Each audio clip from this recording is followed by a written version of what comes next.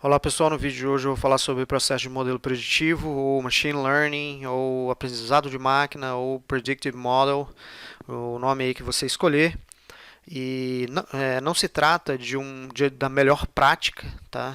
Embora seja a que eu utilizo, mas o objetivo principal do vídeo é situar principalmente aquelas pessoas que estão começando no ambiente de construção de modelo preditivo. E antes de mais nada eu vou falar sobre a motivação, né, de eu estar fazendo esse vídeo. E essa semana nós estamos aí no mês de setembro, dia 22 de 2020, e foi lançado o livro Tidy Modeling with R, que foi escrito aqui por Julia Silg e pelo Max Kuhn.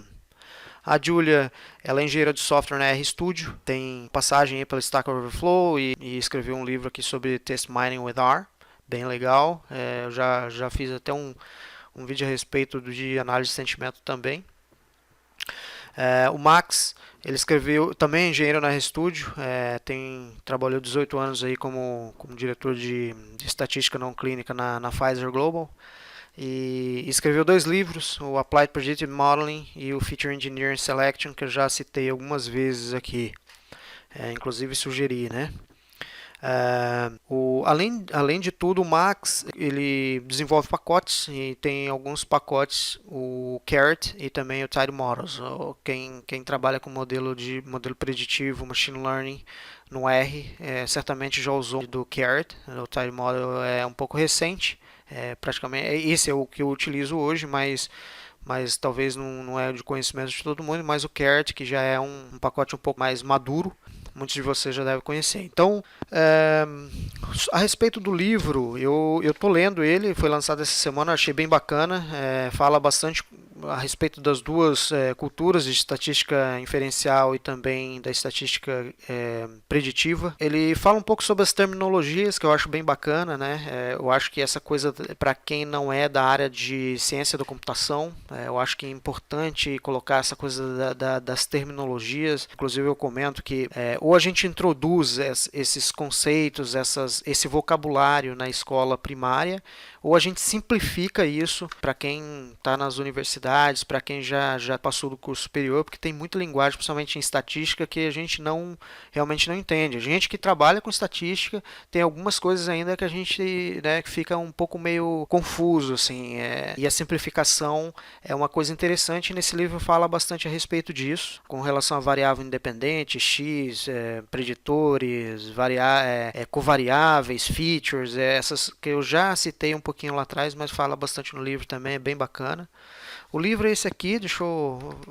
Aqui, ó, ele vai estar em inglês, mas como eu já passei aqui eu uso, ele vai estar, cadê? Ele vai estar assim, né? Mas eu gosto de usar essa CEP aqui. E também large print aqui, letra bem grande aqui, né, para mim. Mas ele, como eu disse para vocês conseguem fazer a tradução aqui para quem quiser em português, né? E até as tabelas aqui ele consegue traduzir, legal, quem estiver usando o Google Chrome ou Firefox, ok? Os outros navegadores eu não sei como funciona.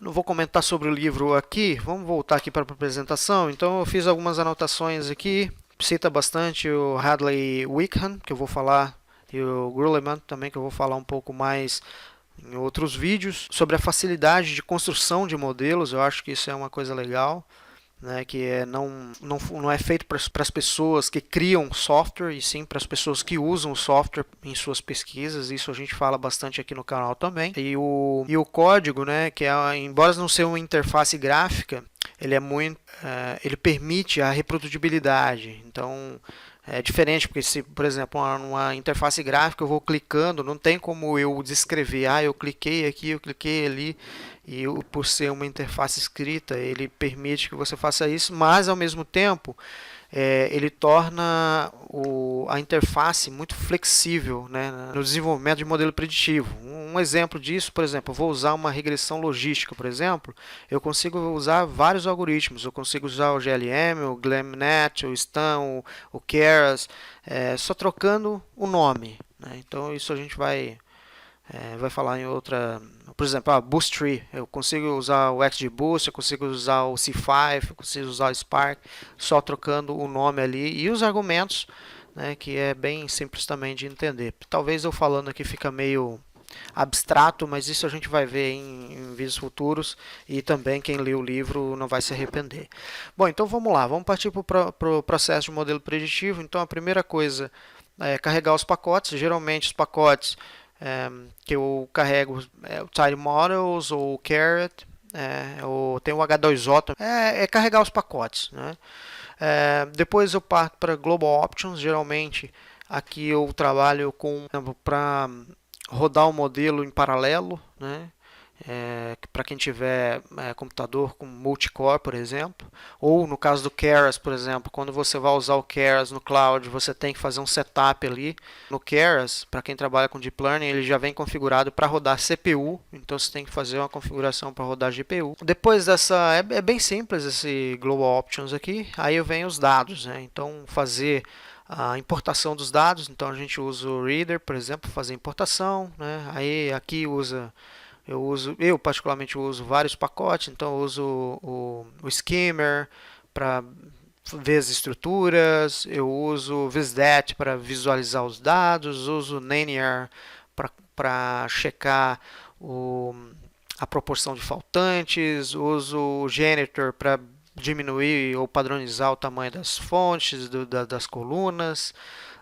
Eu uso esses do Caçambarra aqui, que é o ggplbr, uso o FactoMinar também para fazer o PCA, por exemplo, análise, tanto PCA como MCA também, como a análise fatorial, né, para fazer uma visualização prévia e análise exploratória de dados. Eu uso o Tidyverse, né, esse para fazer para trabalhar os dados. Então, basicamente é isso que a gente faz a princípio, né, que é cada coluna uma variável, cada linha uma observação e cada célula um valor.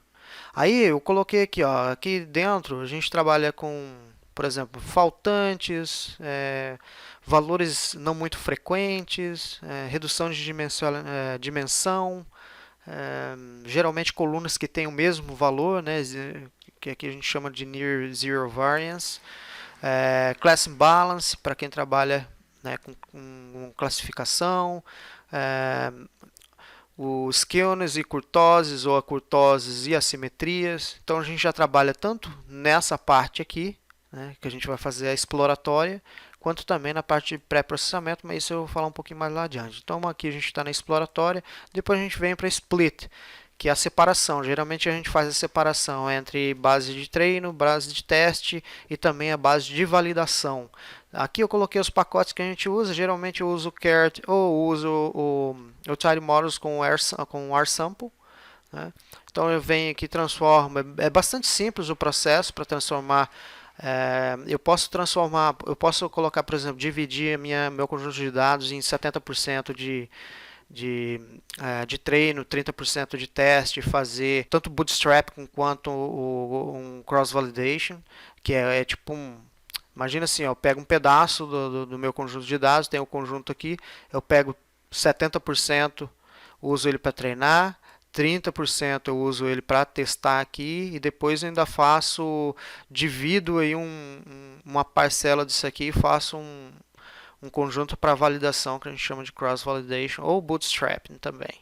Então é bem fácil. Eu consigo dividir também, por exemplo, vamos supor, aqui eu estou colocando, eu estou fazendo essa separação aleatória, né? Mas eu consigo separar ele por data, por exemplo, se eu vou fazer um modelo preditivo para, olha, eu quero analisar 2011 para prever 2012, 2013, então eu consigo fazer isso também utilizando o RSample, tanto para fazer um modelo preditivo ou para fazer até usar na estatística inferencial, tá? Não é necessariamente para fazer o modelo preditivo. Depois eu venho para cá,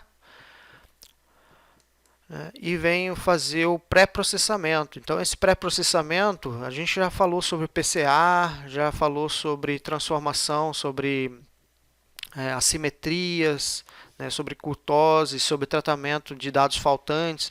Então eu consigo fazer isso tudo no pré-processamento. Diferentemente da estatística inferencial, que a gente vai dar bastante ênfase nisso, né? Olha, eu vou explicar detalhadamente.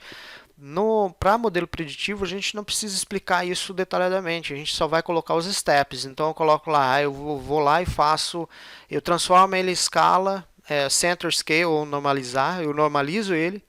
Aí depois eu vou fazer um input de dados usando, sei lá, aqui nearest neighbors, por exemplo. Olha, tem dados faltantes, eu vou usar aqui nearest neighbors, vai lá e preenche ele. Aí eu vou usar, por exemplo, dados não frequentes. Eu vou usar um step order, por exemplo.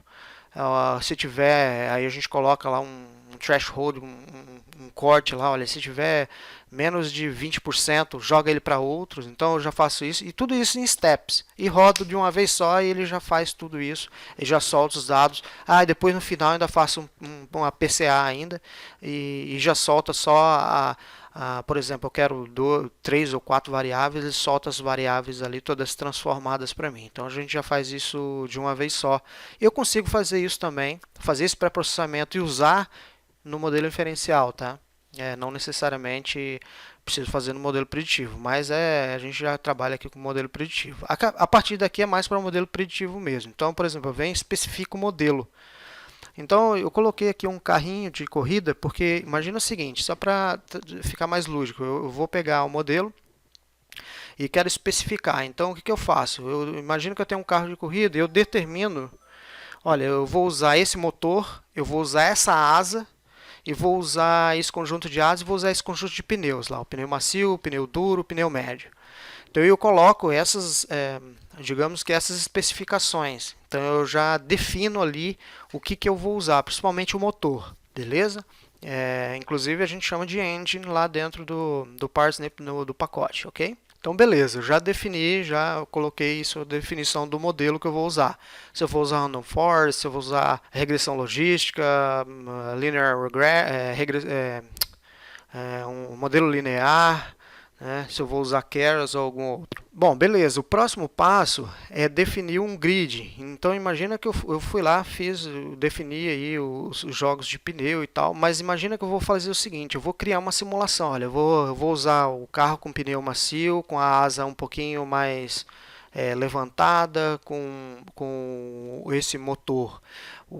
Aí depois eu vou colocar outro jogo de pneu, outro carro com outro jogo de pneu, com uma asa um pouco mais deitada, e vou fazer, sei lá, 4, 5 grades de configuração e vou colocar todos esses carros para rodar, mas por enquanto eu só defino aqui, ó, vou lá, fiz todas essas grades, cada carro ali porque eu não sei necessariamente, eu ainda não sei qual é a melhor performance, né? Então eu vou testar vários, para isso eu crio uma grade para entender qual é o melhor. Aí eu venho para cá e defino o fluxo de trabalho. Então eu vou lá, eu coloco, olha, eu já especifiquei o modelo, né, e já especifiquei o pré-processamento. Então o pré-processamento dos dados que eu vou usar é esse, e o modelo de especificação do modelo é esse aqui. Então eu coloco isso, já defino aqui dentro do workflow, vai ser isso. Próximo passo, eu venho aqui e vou colocar, eu já defini aqui o pré-processamento, os dados de pré-processamento, já defini o modelo que eu vou usar e já defini também a grade de parâmetros que eu vou utilizar aqui para escolher. Eu venho e dou um tune nisso. O que é isso? Eu pego, imagina que eu tenho rádio lá e vou definir qual que é a melhor equalização, qual que é a melhor... Eu quero encontrar a faixa exata do rádio. Então é mais ou menos isso. Eu vou colocar todas essas especificações que eu escolhi aqui atrás para rodar. O resultado disso, eu vou escolher as melhores métricas. Olha, eu consegui, imagina que eu estou usando, sei lá, o R-square, por exemplo, o R quadrado, tá? Que não é o comum que a gente usa, mas vamos supor que seja esse, né, o mais comum. Então, dentro dessa métrica, ele vai me dar o resultado de todas essas grades aqui. Vai dizer, olha, essa aqui deu esse aqui deu esse aqui deu esse aqui deu esse. Vamos supor que esse do meio aqui foi melhor. Eu consigo escolher aqui, essa melhor grade. Depois, escolhi a melhor grade, eu vou lá e escolho o melhor fluxo de trabalho. Depois disso, eu venho e rodo o modelo. Tá? Escolhi tudo isso aqui, venho e rodo o modelo. Rodei o modelo, Eu vou utilizar um pacote VIP, por exemplo, para encontrar as variáveis mais importantes, né, se eu quiser. Depois disso, eu venho comparo os modelos. Né? Imagina que eu estou usando mais de um. Eu estou usando, sei lá, Random Forest, Ranger, estou usando o XGBoost, estou usando o C5, estou usando Linear Regression e etc e tal. Estou usando todos esses aí, eu consigo escolher aqui, eu comparo os modelos para saber qual deles é o mais simples, qual que gera, por exemplo, eu tenho um Linear Regression e tenho um XGBoost. O Linear Regression é mais fácil de eu explicar, então o resultado é muito próximo, então eu escolho o regressão, por exemplo, né? Vamos supor, é uma situação assim. Então imagina, eu vou lá, comparei o modelo e aí escolhi o modelo. Eu consigo fazer uma publicação desse modelo via Shine, por exemplo. Né? Quando a gente fala publicação, eu consigo colocar ele para rodar no interface na internet, por exemplo. Escolho lá um dashboard, por exemplo, e coloco ele em produção via Shine, uma web interface. Ou eu consigo fazer uma API usando o Plumber, que é outro pacote. Através desse Plumber, eu consigo fazer uma API e essa API ela vai soltar dados aqui para outras linguagens, por exemplo, Python, Java, JavaScript, Scala, C++, Ruby on Rails Framework, o PHP, Node.js e C Sharp, entre outras. Okay? Então eu consigo usar qualquer linguagem dessa de programação para ir lá buscar os dados ali dentro e utilizar esse modelo sem necessariamente ele ter o R instalado lá na máquina dele, mas isso eu consigo fazer através do API. Ou eu consigo fazer uma publicação aqui via Markdown, PDF ou HTML. Então, por exemplo, eu desenvolvi um modelo e eu publiquei ele numa web interface aqui da Shine, mas eu quero publicar ele também em Markdown, eu consigo fazer isso. Ok? Então, basicamente é isso, como funciona o fluxo de processo de modelo preditivo. Eu vou ver se eu vou escolher um modelo bem simples para a gente fazer isso aqui. Eu quero fazer isso na prática, porque talvez falando aqui fica um pouco abstrato, né? Mas eu acredito que a hora que eu mostrar na prática vai acender aquela luz, né? É sobre isso aqui que ele estava falando. Eu acho que é bem a hora que desenrolar mesmo você vai ver que é bem fácil de entender. Beleza? Então acho que é isso que eu queria falar. O próximo vídeo eu vou falar um pouco aqui sobre a melhoria de processos, sobre uma pergunta até que me fizeram, né? Porque eu vejo que a galera fala, mas tudo é machine learning, deep learning, e na verdade isso são modelos, né? Os modelos servem para a gente resolver problemas. Então eu quero falar sobre os problemas, né? Que a gente resolve através de machine learning, mas resolve através de outras coisas também. Ok? Mas isso eu vou deixar para o próximo vídeo para não ficar uma coisa muito extensa e atropelar e fazer duas coisas ao mesmo tempo. Bom, desde já agradeço a Julia Silg e também o Max Camp pelo desenvolvimento do livro, pela publicação e também pelo excelente trabalho aí nos pacotes, no Tide Models e também no Carrot, e também a Julia aí pela publicação. Tem muito artigo dela aí via vídeo, vale a pena assistir, beleza? Então é isso aí, um grande abraço e até o próximo vídeo.